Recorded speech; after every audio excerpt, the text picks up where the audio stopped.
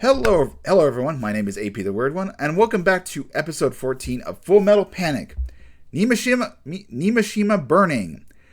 I'm going to start off right off the bat saying this episode is entirely skippable, and the reason I say this is because it's not part of the main story of the light novels, nor it is in the short stories, at least up to the release date. Now, I do own both physical copies of Volume 1 and Volume 2 of the short stories, and there's a third one coming out next Tuesday. But I don't think this is part of it, or it possibly could have. Maybe it was published in a magazine around maybe in 2001 or early 2002. I would expect a little bit earlier considering the anime development times, but I'll basically show you. So, the episode in question, episode 14, came out in April 4th, 2002. I have looked through the short story volumes, volumes 1 through 6. I did not see this. And volumes 7 through 9 came out way after 2002. So there's no chance, there's slim chance that this is based off an actual short story from the light novel.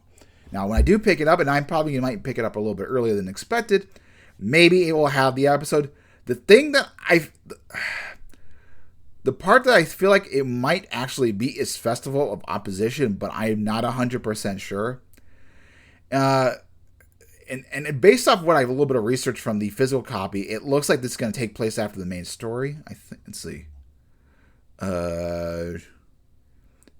Maybe a little bit of both, actually. So we shall see. Anyway, so what is the main point of this episode and why you should probably skip it? Yeah, basically it boils down to, it's an episode about Shinji and his father. Shinji's father is the secretary of Nimashima, and he has a 96 unit, and they've hosted basically a festival in which they lose every year to this group called the Red Dragon. Let's just say the wannabe Char Aznable group is what they're basically called. And we get a little bit of insight to Shinji and his father, which it makes sense, but there's dialogue missing, and I'll get to that when it happens. So, how did our intrepid heroes get into this? Well, Shinji proposes they go to this festival, and Sosuke agrees with him, and Mizuki, yes, our lovely Mizuki, and also Kyoko are all happy about it. However, the one person who's not happy is Chidori, or Kaminami. I say Chidori because it's easier to pronounce. She's the only one who's not happy about this. But here's the thing. She had a choice. She didn't have to come. She knew that Sakura liked this idea, which means it was probably bad considering he's a weirdo and not normal. So, and it's like, and basically these three girls, like, you didn't have to come. You're old enough, and it's not, like, you shouldn't have to, by you coming here, you ruin our ruin our vacation. If you wanted to go on the beach, whatever, that's what you should do. But of course, Chidori's got a little bit of feelings for Sosuke, so he kind of wants to warm up to him. But basically, this episode, she's very selfish being. Like, it's she perfectly could have just left, or ask Sosuke, like, what is it about or something? Because she also doesn't like ASs. So that's a bugging thing. So, yeah. And, of course, she gets hit on by this fake Char, and I'm like, I don't get why you're hitting on her. She doesn't look the pretty... Like, even from a more conservative standpoint, like, I don't know. I guess I don't understand why you would hit on her, because she clearly says no and you don't say yes.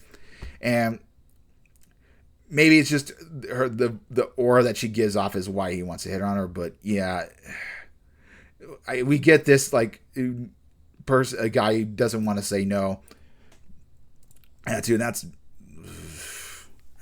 not a good trait. But anyway, I guess we could talk about the three girls in themselves in terms of outfits. Mizuki is obviously the best looking of the group. Both her outfit and everything, it's very, it's in good taste. Kyoko is probably a bit next, although the glasses kind of ruin her look a little bit. But hey, that's what it is. Chidori just looks the most tomboyish, and okay. The one positive I will say about the episode besides Mizuki is Sosuke wearing a bland t-shirt and looking very casual. Like I mean, he's in jeans and everything, but he just looks very casual. It's an interesting look for him, just being in casual wear, and I really liked it. I don't know, but something because you always see him in like an AS pilot outfit or his school uniform, and just seeing him look very casually was just very nice, just kind of nice to see. Anyway, so there's this there's the Nimishima Daikons. They have a festival. These three girls want to go because she wants to get a boyfriend, and of course maybe she'll like a pilot. She calls him BS pilot, which, considering the Daikons themselves being not very good pilots, perfectly reasonable name. Matt, I do have a man in mind for you named Kurt, but I will say there is bad news along the way. But anyway, so they're there. You get to see the 96 do like a variety of activities showing their versatility, showing what kind of movements. But of course, there is a competition between the Red Dragons. They have three different competitions. One is a baton race. The second is they're playing ping pong. They're playing ping pong ball or table tennis, and this is when Sosuke intervenes and basically allows it to draw, forcing the final competition, a chicken fight. So we have there, and this is where everybody comes together. The wannabe shark convinces Chidori to get inside one of these because she hates AS pilots so much. AS is so much she can get back at her boyfriend for dragging her into the situation. But let's talk about the main conflict with Shinji and his father. So Shinji is obviously the secretary, and he tried to become a pilot, but he failed at doing so. The machinery is too hard. And this is why Shinji decided to learn about AS as to why his father, why he can't do it. Well, he gives the Daikons are in the hangar and talking to Sosuke, and he comes in and he gives his speech like, I want to learn everything. So I can be,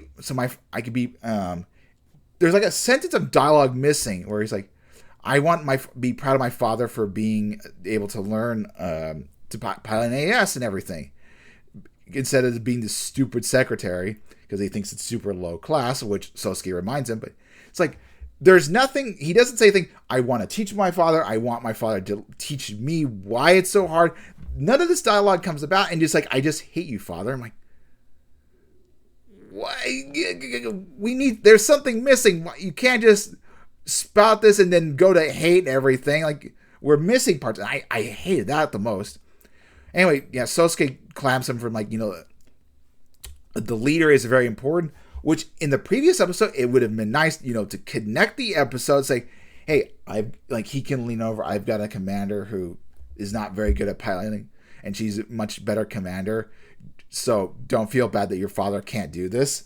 I wish he had leaned over and said this, because otherwise, beside the episode just being bad, it's all like if they should have had something that connected it back. That just really bugged me. But yeah, so then they have their competition. They win. Chidori, of course, loses because she's all stupidly fired up. Like I said, this is a skippable episode. Don't watch. It's not worth it. Doesn't have good character developments. And the next couple episodes are going to be from the main volume, specifically picking up from volume 3, the chapter known as Toy Box. So I am looking forward to that, and I know that's the case because Garon is in there. So yeah,